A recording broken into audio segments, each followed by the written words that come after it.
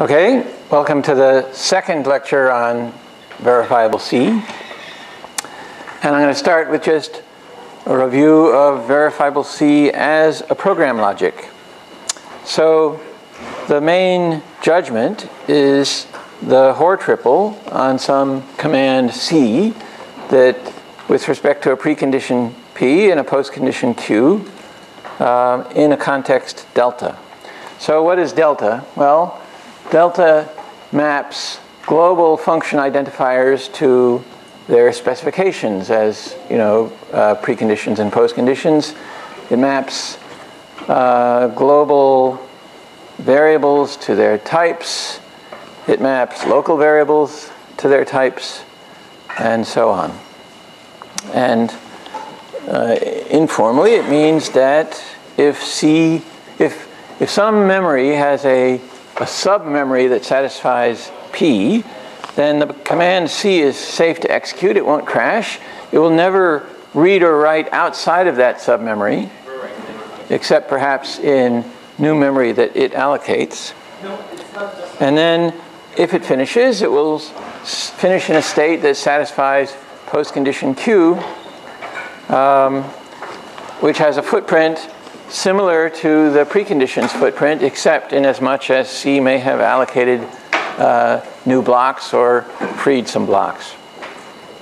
And really, Q is 4 different postconditions for the various ways that a command in the C language can exit, because there's control flow to think about.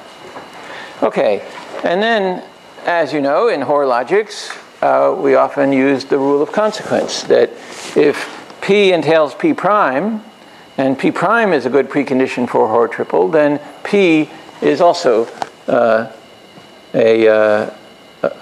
good precondition for that Hoare triple. So we have a judgment, the entailment judgment, that P entails P prime with some context delta. Now, we have 2 different styles of predicates in verifiable C, and I've shown them on these slides by using different fonts, and you can see the big difference between this font with serifs and this font without. And the point is that the basic separation logic predicate is an empred, a predicate on memories, right? It's a predicate on a particular submemory with a particular footprint. And the lifted predicate can also see the local variable state, or the environment that maps identifiers to their values. Now, the value of a global identifier is just the address at which it sits. That's sort of a constant throughout execution of the program, because global identifiers really point to memory, and we can reason about that memory with separation. But local variables, the ordinary kind, the non-addressable kind, the kind that in the C language are not arrays or structs, and you never put an ampersand in front of them, those we want to reason about basically by substitution, or at least by mapping directly to their values. So that's those things that map identifiers to their values are in the environment.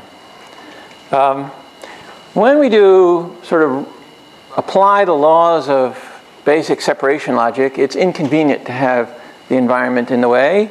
And also, we don't need it, because both sides of the entailment are interpreted in the same state. So they have the same mapping of variables to their values, and we can just substitute the values for the variables and lower to simple predicates on memory for reasoning about relationships in separation logic. So that's why we have 2 forms of the entailment, the lifted entailment and the lowered entailment, and they're at different types of predicates. And lifted really just means lifted over this arrow, on quantifying over environments. Okay, so those are the basic judgments, and here are the operators that you can find in the lowered entailment. That is the basic separation logic predicate. And you've seen many of these already. So there's the maps to that says at address A, which points to a data structure of type tau, where tau is a C language type. There's a value B, and B is a Coq value of a Coq type that is useful for representing C values of type tau. So the type of B depends on the value of tau. This is a dependently typed operator. We have the separating conjunction that I've told you about. So P star Q means, well, P star Q is satisfied by a given heap if you can divide that heap into two disjoint parts, one of which that satisfies P and the other satisfies Q. Along with conjunction, there's its sort of implication dual, the separating implication. P magic wand Q is satisfied on a heap if for any heaplet that you could add to it that satisfies P, the result would satisfy Q. And in the next lecture, but probably not this one, I'll talk more about fun with magic wands. Okay, emp is satisfied by the empty memory, the one whose domain is empty. We can inject pure Coq propositions into separation logic judgments by this prop operator. We have ordinary and or, so P and Q is satisfied by a state if that state satisfies P and it satisfies Q. So obvious enough, but not always so convenient, because if P has a maps2 in it and you'd like to update that maps2 by storing a new value at address A with value B prime, then you know what to do to adjust P, but how does that affect Q? You can no longer prove Q so easily. And that's sort of the fatal flaw of ordinary Hoare logic with ordinary conjunction in reasoning about state update. So separation logic has the ordinary conjunction, and it's often useful, but it has these problems. And ordinary disjunction. We can have quantification, as I showed you, existential quantification, universal quantification. We can talk about function variables. So suppose f is a variable. Some other place we took the address of a function and passed as a parameter, and we receive it in variable f. So f is a function pointer to some function, we know not which.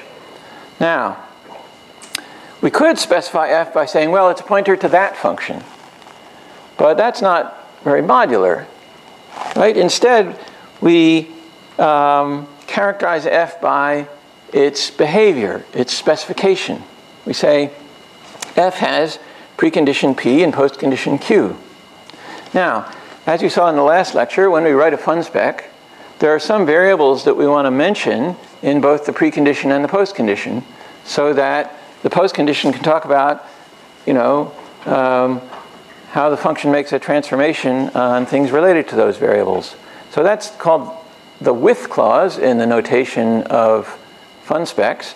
And here it's represented as a universal quantifier for all x of type t. And what variables you quantify over is up to you for each function. So the user of the program logic is allowed to choose a t here, a Coq type t.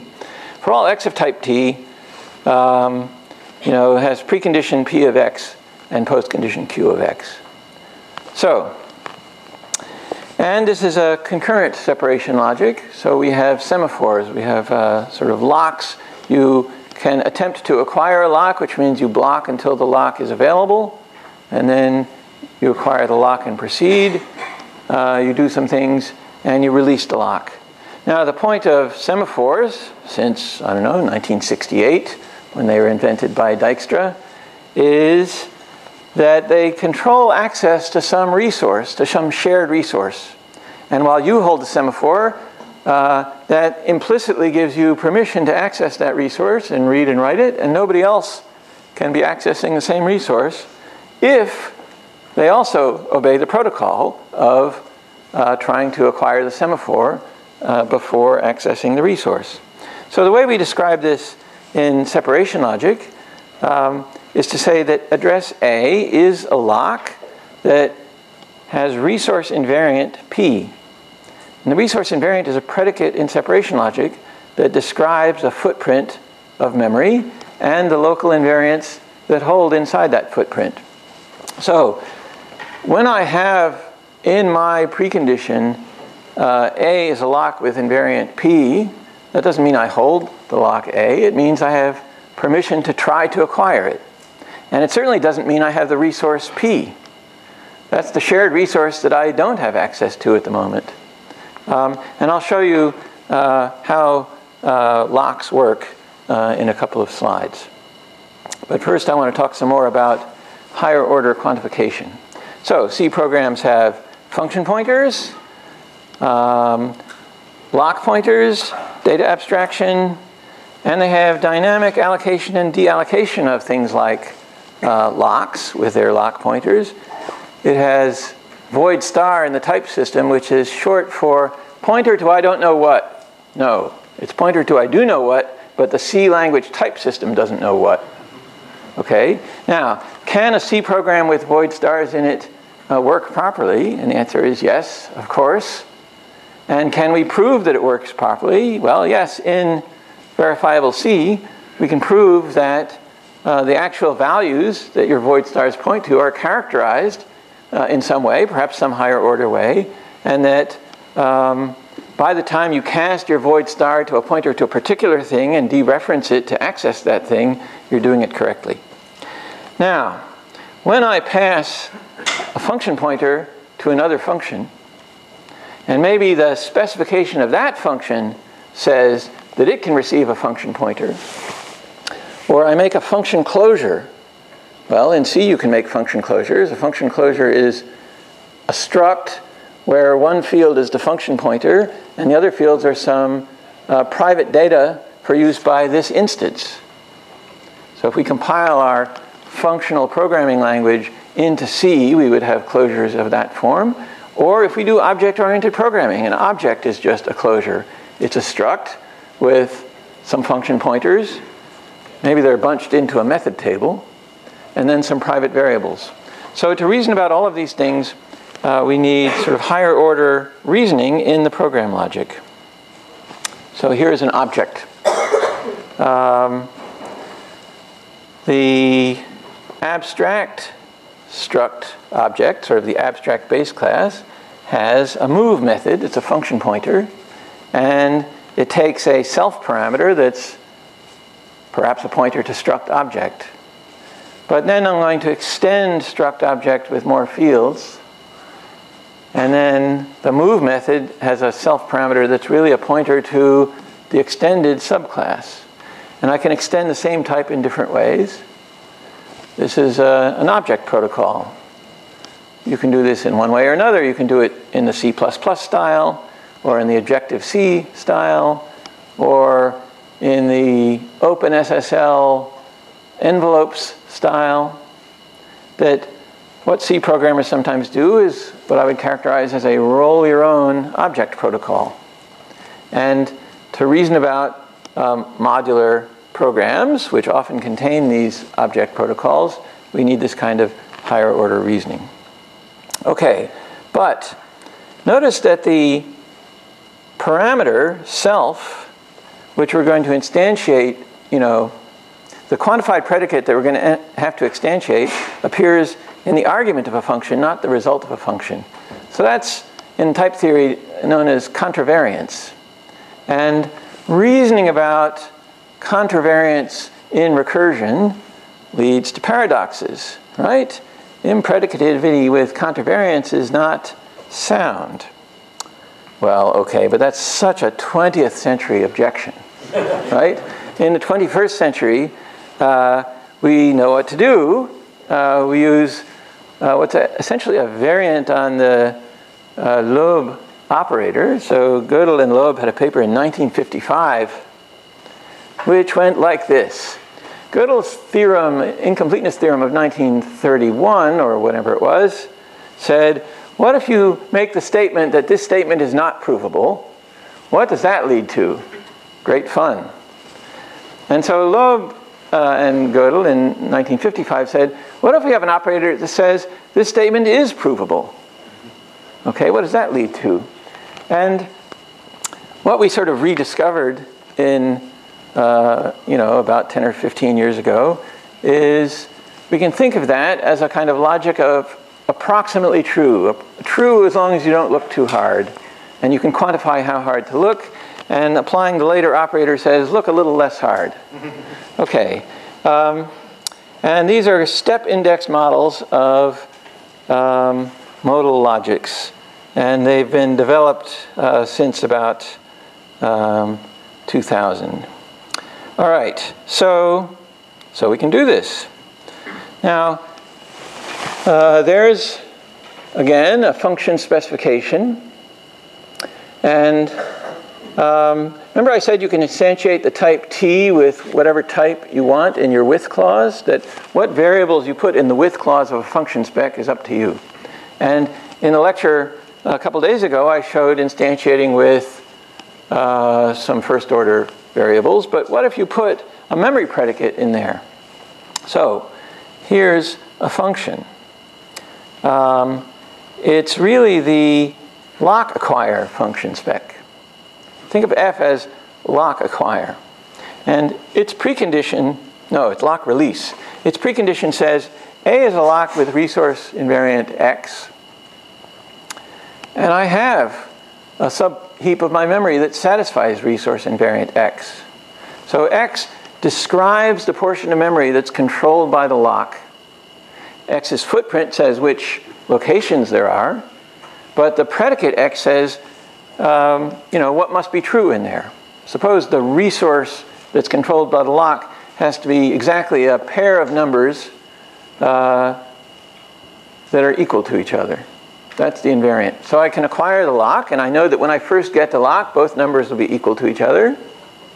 I can increment one number. Now they're not equal to each other. They don't satisfy the lock invariant, but that's all right. Then I increment the other. Now they're equal to each other again. They satisfy the lock invariant. Now I'm permitted to release the lock. It's at the time that the lock is released that it must again satisfy the resource invariant. And when I release the lock, I give up control of X. So notice the post condition says, well, I still know that A is a lock with resource invariant X, but I've given away the resource X. So we have in our library a spawn function. Excuse me, not spawn. We have spawn too, but we have lock release that you can put its name in for F. This satisfies this. But notice that its type, its fun spec, has a with clause that quantifies over predicates. And these predicates are used in both contravariant and covariant positions. And that's the kind of thing that you need a kind of lobe operator with a step index model. So if you're interested in the theory of how to build those logics, this is the paper I recommend. It sort of encapsulates in one little POPL paper what the theory is for and how to build a model with proofs in Coq. It does it as a type system, not a Hoare logic, so it's even simpler, and it gives you the basic idea. All right, so that's enough about the program logic and its semantic model by which we prove it's sound. Now let's talk about doing proofs in the proof automation system. I showed you one of those a couple days ago. Here's another. Let's talk about arrays. Last time I did linked lists. Here's a program that adds up an array. So we pass in a pointer to some array of unknown length, and we pass an integer n, which is apparently, from reading this program, supposed to be the length of the array. This is a common programming paradigm in C. We ought to be able to prove this kind of thing correct. And we'll initialize s to 0, and then for I is 0 to n minus 1, we'll add a sub I to s and return the sum. So there's our program. We have a global variable of type array4 of integer with this initialization value, and we have the main function that adds up that array. So there's our program. And let's look at its verification. Hold on a minute.